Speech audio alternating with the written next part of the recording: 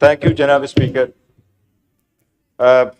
जनाब स्पीकर साहब, I was rather thinking कि मैं टाइम सारा ज़्यादा देंगे हम अपने वो साथियों को जिन्होंने इस बहस नहीं की है।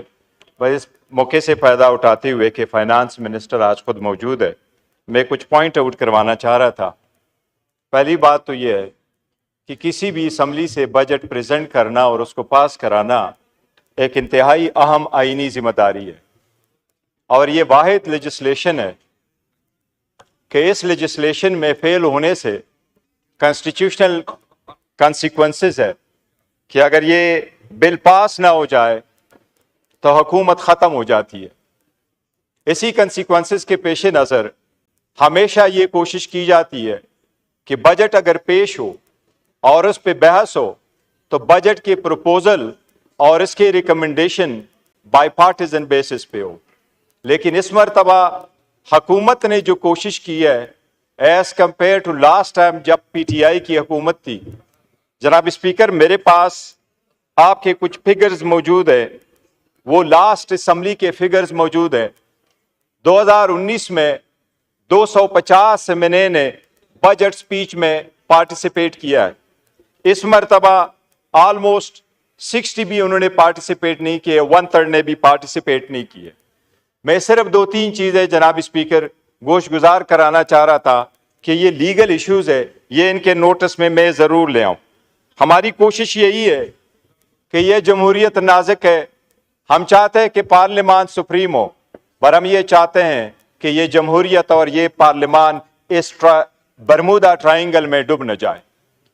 इतना नॉन सीरियस एटीट्यूड मैंने कभी नहीं देखा बजट में जिस तरीके से इस मर्तबा इनका रहा है। इन्होंने अपनी भी बजट को सपोर्ट करने के लिए एक लफ्ज नहीं बोला। मैं सिर्फ ये स्पेसिफिक चीजें वजीर के नोटिस में लाना चाहता हूं।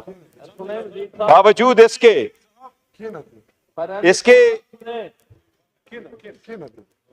है ऑर्डर इन द हाउस जनाब स्पीकर।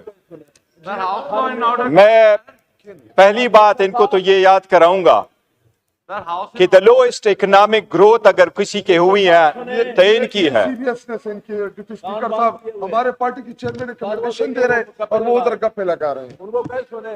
ये मिनिस्टर साहब, स्पीकर साहब, यही रीजन है। ये आपके बड़े सीरियस क्वेश्चंस है पीआईए के, इसको नोट कर लीजिएगा, इसका आपने स्पेसिफिक जवाब देना है।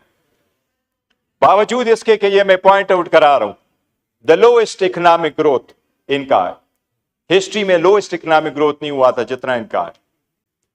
द लोएस्ट रेमिटेंस इस मरतबा इस हुकूमत के, the lowest foreign exchange rate इनका है, the highest dollar exchange rate इनके वक्त में हुआ, हाईएस्ट इन्फ्लेशन इनके तरफ हुआ है, the highest number of people जो मुल्क को छोड़ रहे हैं वो इनके वक्त हुआ है, हाईएस्ट नंबर ऑफ पीपल जो आउट ऑफ स्कूल हैं इसके वक्त में हुआ है, हाईएस्ट नंबर ऑफ अनएम्प्लॉयमेंट इनके वक्त में है, और the highest debt to GDP इनके तरफ है।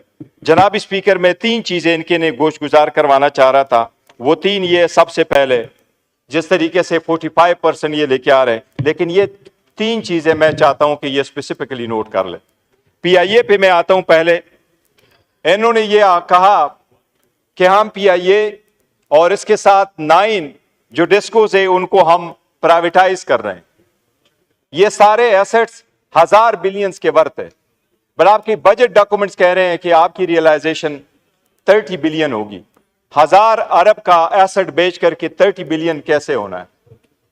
दूसरी बात ये कि जो प्रोसेस आपने अपनी स्पीच में कहा है, आपने ये फरमाया है कि नवंबर 2023 में सीसीआई ने पीआईए की प्राइवेटाइजेशन की अप्रूवल दी है।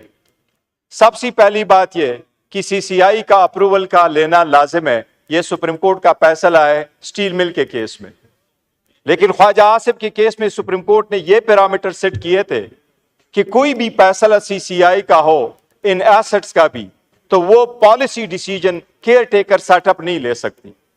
जनाब स्पीकर, अगर आप नहीं ले सकती तो केयर टेकर सेटअप का पीआईए को प्राइवेटाइज करने का फैसला गैर आईनी है, वो सुप्रीम कोर्ट के प्रिंसिपल के खिलाफ है।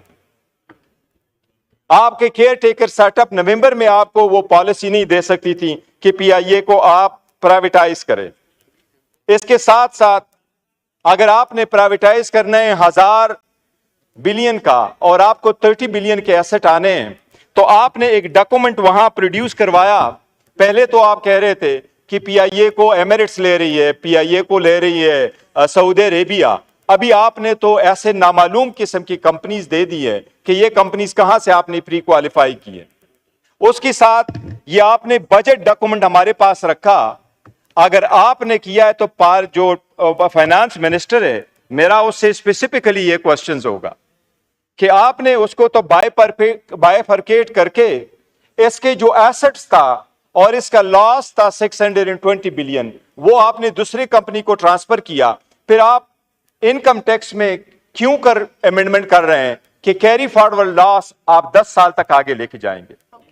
पीआईए अगर आप प्राइवेटाइज करें और उसका खसारा आपने पाकिस्तान की दूसरी कंपनी को डाल दिया, तो जो बंदा पीआईए लेगा उसको 10 साल के लिए लॉस कैरी फॉरवर्ड करने वाला प्रिंसिपल, ये आप जरूर एक्सप्लेन करें to the house. Carry forward पर नहीं हो सकता, ये तो आप उन कंपनी को नवाज रहे जो कंपनी इनको लेगी।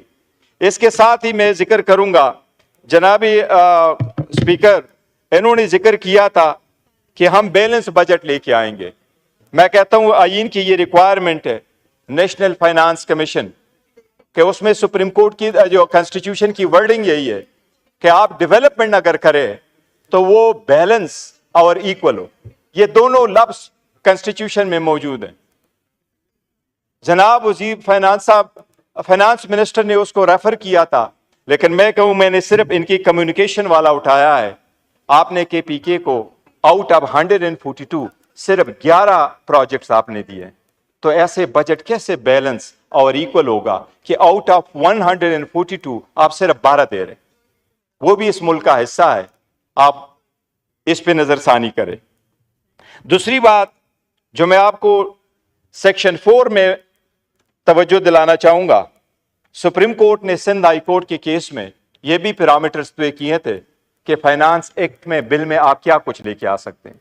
आप इस बिल में सेक्शन 4 में अबंडन प्रॉपर्टी की अमेंडमेंट कर रहे हैं। आप काइंडली वो जजमेंट देख लें, उसके मुताबिक इस लॉ में थ्रू फाइनेंस बिल अमेंडमेंट नहीं हो सकती। तो एक फाइनेंस बिल में जो आप अमेंडमेंट नहीं कर सकते उसको बीच में निकाल दें। पीआईए को जो 10 साल के लिए कैरी फॉरवर्ड लॉसेज आप दे रहे हैं, even after having been privatise, अगर प्राइवेटाइजेशन के बाद वो इनकम टैक्स जस्टिफाई करे, ये गलत है कि आप प्राइवेट सेक्टर को वो कर दे।